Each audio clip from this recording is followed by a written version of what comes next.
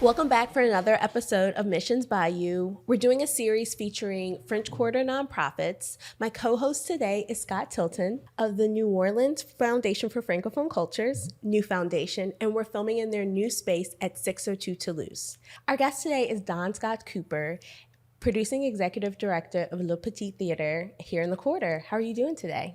I'm really great. Thank you so much for inviting me to be here. Well, thanks for joining us. I'd love to start with talking about La Petite's history. You guys have been around for a long time. Can you give me some more of the background and what makes your theater unique? Well, Le Petit Theater has been around. This is our 108th season. We were originally founded in 1917. It was founded by a group of people who perform plays in French in their drawing rooms. We still have a donor circle called the Drawing Room Players, which is what that first group of actors called themselves. They then moved to the French Quarter, first did plays in the Pantama building, and then took up residence in the current building in 1922, and they've been in that spot ever since. So it's one of the oldest theaters in the nation, not the oldest, but one of the oldest. And we've been doing theater all of that time. I think to answer your question about what makes us unique is I would probably answer that by saying what makes us not unique, what makes us the same. And theater is an art form that's been around for thousands of years, and it hasn't essentially changed that much. It's an actor on a stage in front of a live audience. Audience is a key component. Theater without an audience is just a rehearsal. So I think that's like crucial to what we do, and a lot of people do that. Live performance is essential. The writer Joan Didion said, "We tell ourselves stories in order to live." I think that's crucial to understanding why do we do theater. Because if we just wanted to be entertained, we would just stay home and watch Netflix, right? But to be in a theater space and to have that communal experience with other audience members, I think it's a 4,000-year-old search for truth and for meaning and to make sense out of our lives and to gain a greater understanding of who we are as humans. So I think we do that well. I think what makes us unique is how we do it here in New Orleans and how we do it for our community. And that really informs how we program, how we operate, is the response to who our community is, what they want, what they need, and how we can tell their stories effectively on our stage. And it's amazing to have a community theater like that still in operation in this city. And New Orleans is accustomed to having old institutions, but I think y'all probably are one of the longest lasting organizations in the city at this stage. So why is it important for Le Petit to continue to be a community theater with local talent and local crew often?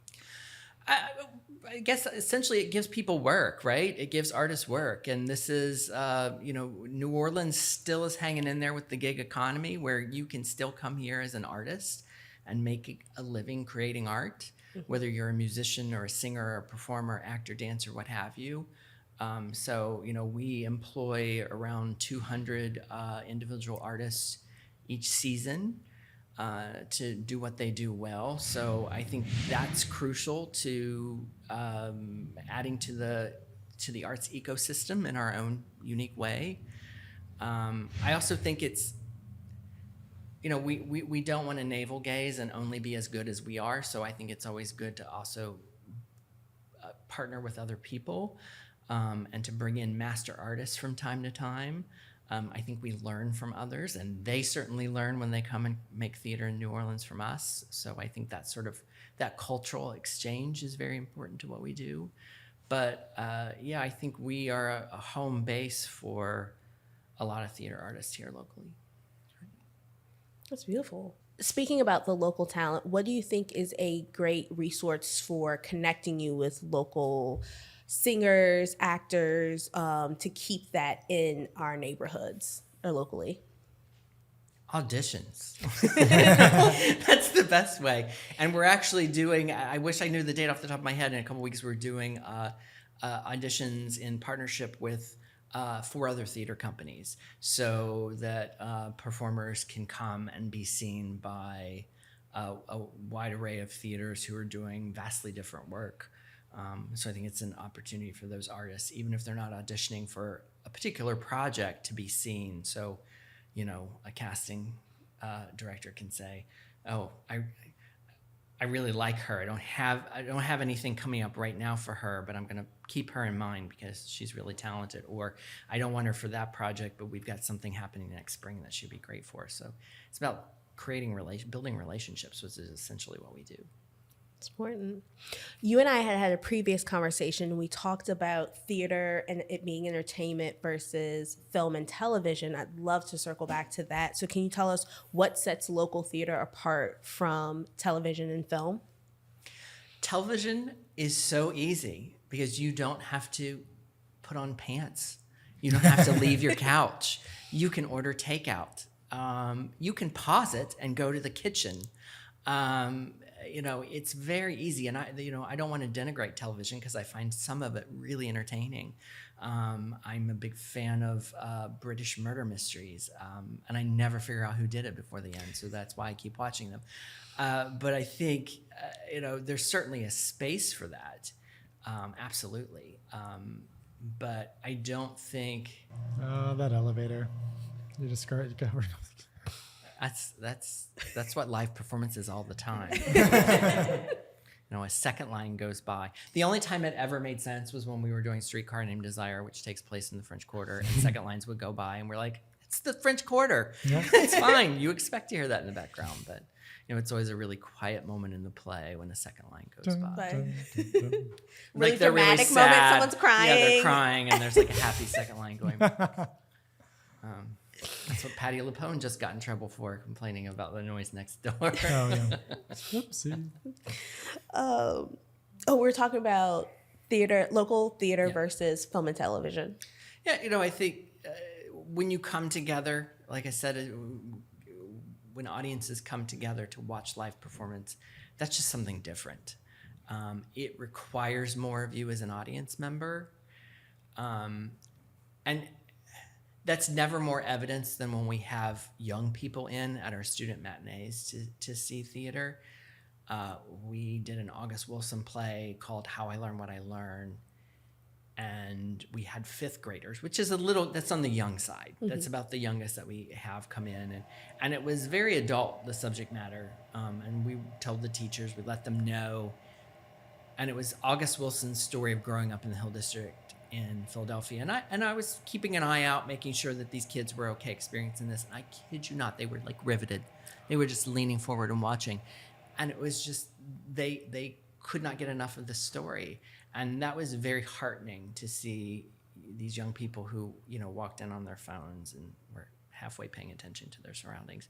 So getting to see them engage, invested in what was happening on the stage. And I think that's something you don't get from a flat screen at home on your couch. Mm-hmm. You're never going to get, you're going to have a good time, you're going to enjoy it, but you're never going to get that level of investment.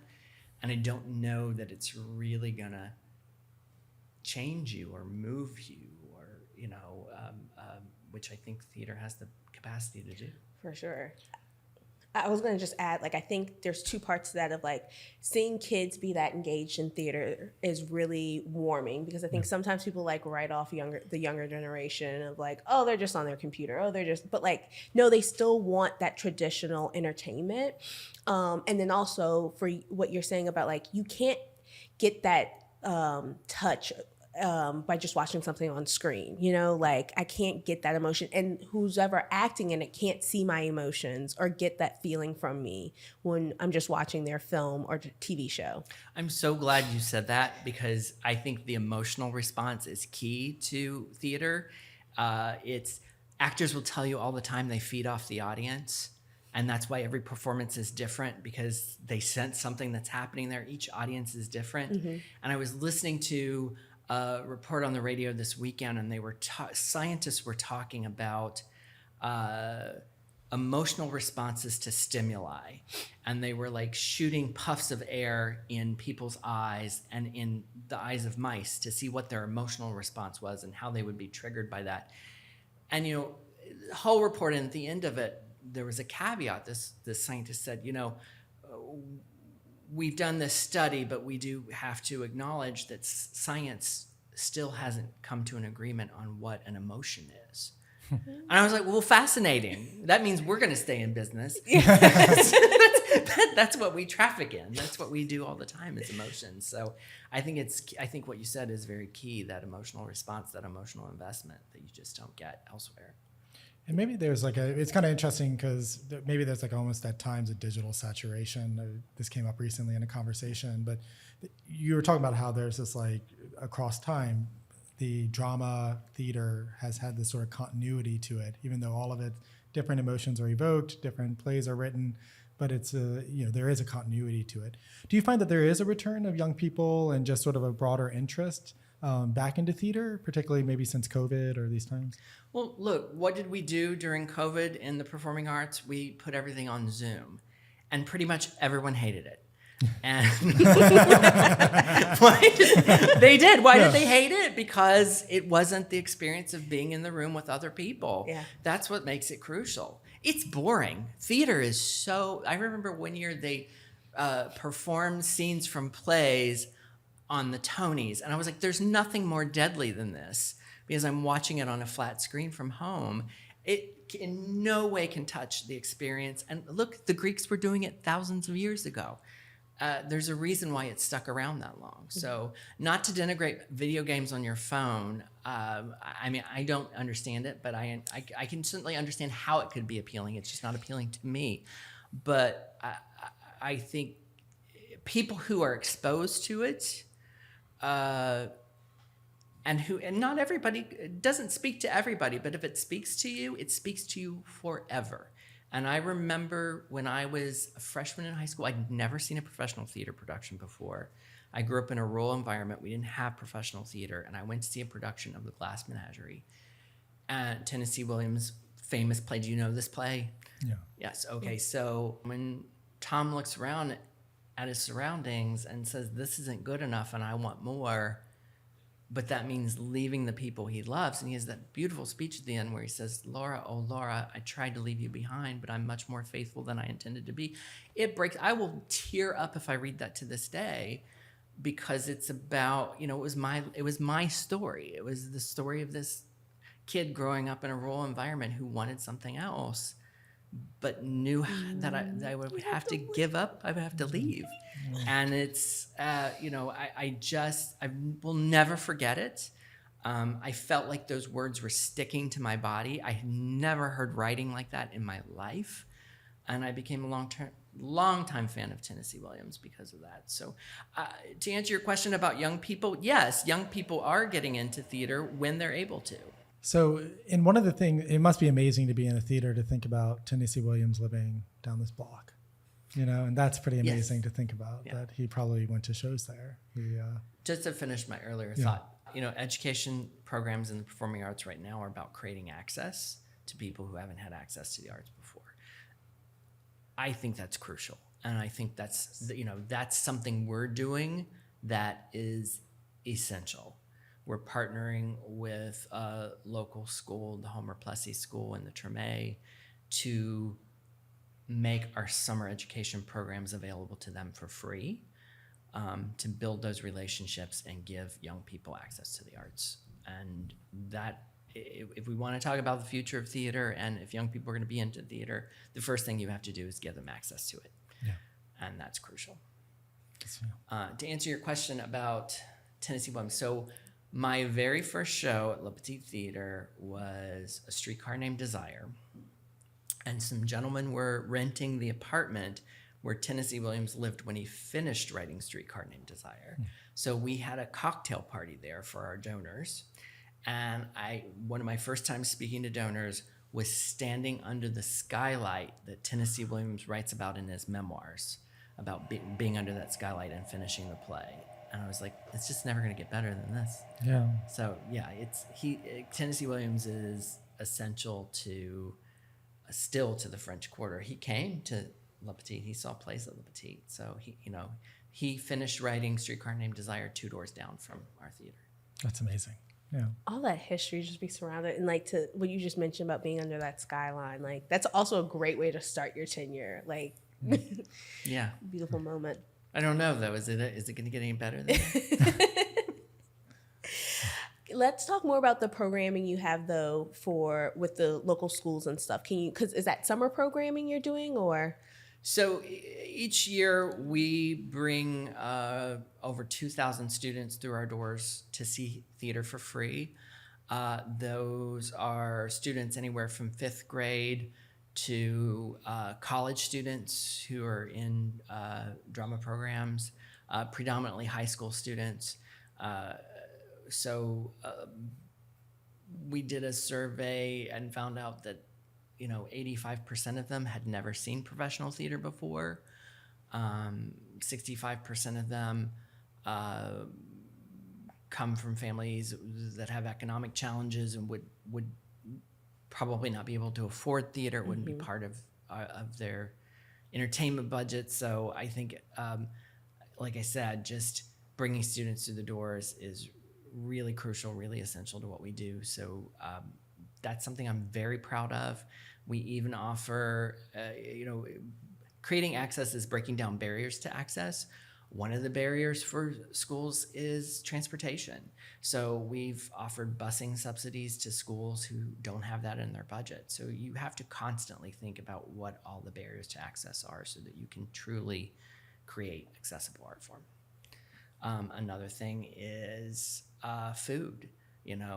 Food insecurity is a real thing. Sure. So if you go on a field trip and you show up to see a play and you haven't had breakfast, are you going to be able to pay attention? Is it going to mean anything to you?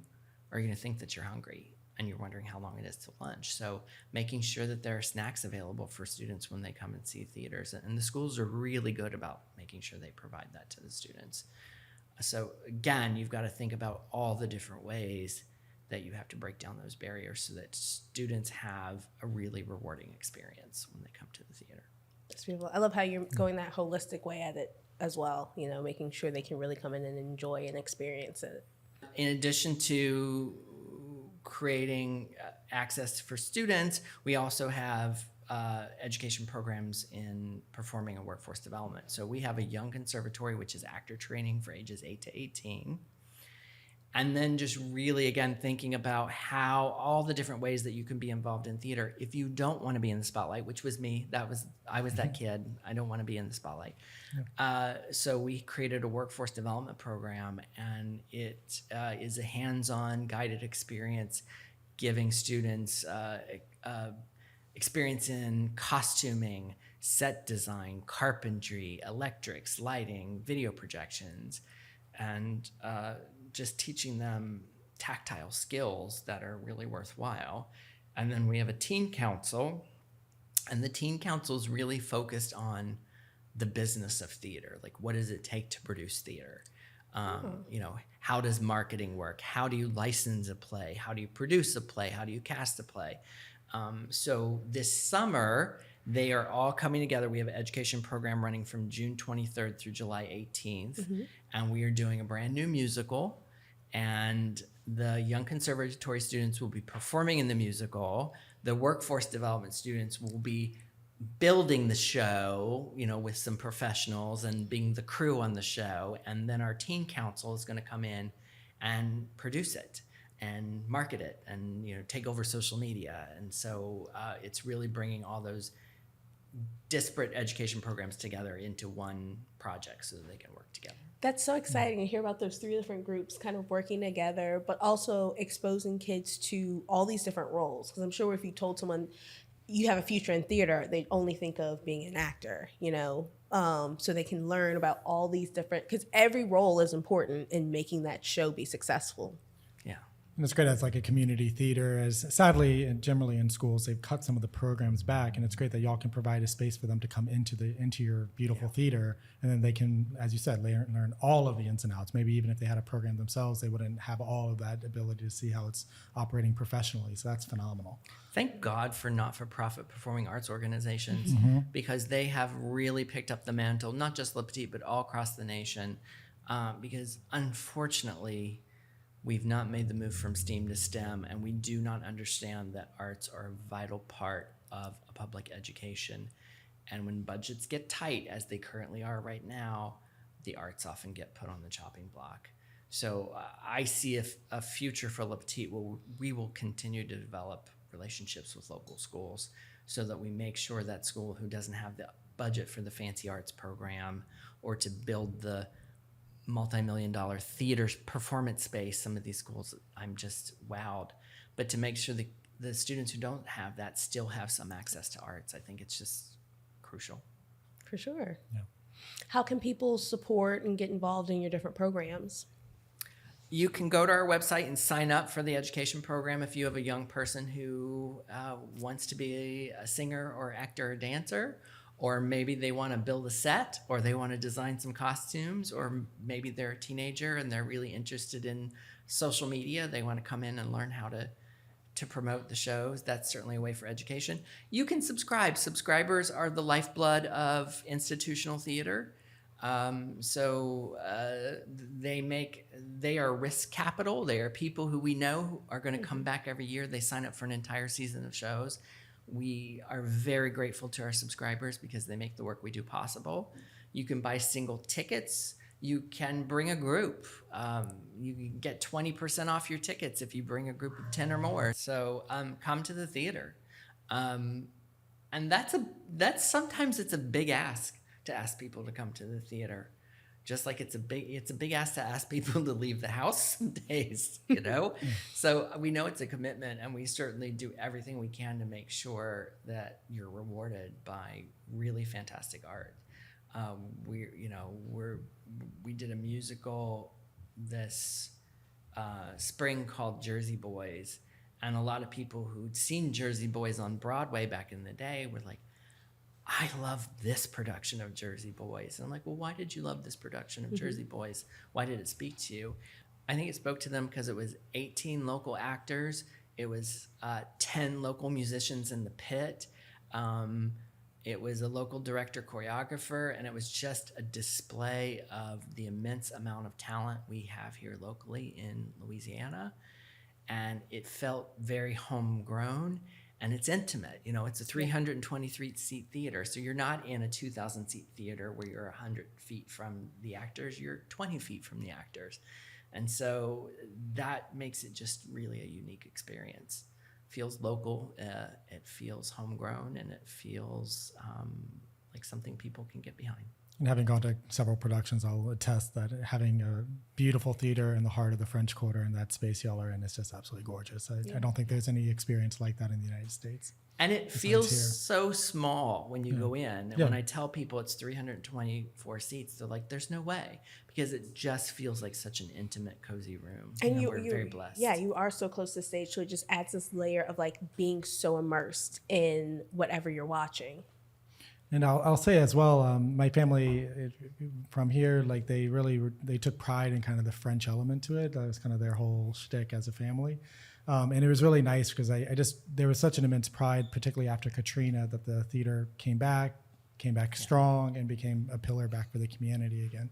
And I think there was sort of this idea of like the continuity of theater in the city, but also a resilience of institutions that were founded better part of a century ago.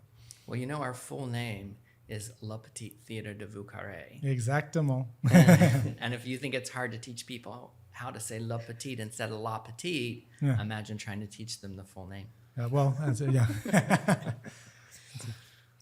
So cool. I think we have a fun question to ask, one to send us out on our way. Yeah, although it is funny in light of your saying that you went into like theater administration and like running a theater, but if you could be on like any star on stage, which production would you want to be in? Which production would I want to be in? Oh, I don't know. Maybe I would be Lucky in Waiting for Godot. Ooh, that's a good one. Nice. Because he comes in halfway through and he doesn't say anything. That's great. I couldn't decide I want to be in a musical and something more current. Like, I recently saw Anne Juliet, so like that's what comes to mind first, but like something along the lines of that, like something fun and contemporary. I'm a former theater kid, so I'm like, I would love to be in another musical. Just My dear friend Betsy Wolfe was in Anne Juliet and roller skating, and I thought, is there anything you can't do? It's like you have to act, you have to act and sing and dance well. You're going to roller skate too, and really show us that. It was kind of amazing. I have to admit I'm not sure I'd be a great actor. I have to admit I've never acted really, but I went with my husband to the Comédie Française in Paris, which is this like really amazing, beautiful theater. And they played a play called Lucrezia and Borgia, and it was gorgeous. And I would just love to be in a production from that era. Like kind of, it's like, that was like kind of the time of Molière and all that, but it would have been really beautiful just to be in something that throughout the centuries has continued. And just being in a theater like that would be spectacular. So, yeah. I love classic theater, and we always talk about, people will say, well, how do you choose the plays? How do you program? We survey our audiences. We talk to everybody. A lot of people have ideas. I'm sure you'll find that surprising. People have ideas about what we should produce. We all read, everybody on staff reads plays. Mm-hmm. We read dozens and dozens of plays. And, I always say it's not my taste. It's not the artistic director's taste. It's not the marketing director's taste. It's the audience. We're here to serve the audience. So we come up with programming that we really think does that effectively. Trust me, if it were what I wanted, we would do Ibsen and Pinter and Shaw and Beckett and Strindberg, and then we go out of business. But I do think there is a curiosity from younger people about classic theater. It's long and it's dense and the language is hard, but if you can get them to come, I think they're amazed by it. So where can we find you guys on social media? You can go to La Petite Nola on Instagram, La Petite Theater on Facebook, and lapetitetheater.com. We're not on TikTok, thank goodness.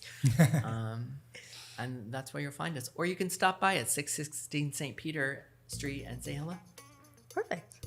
Well, thank you so much for joining us today.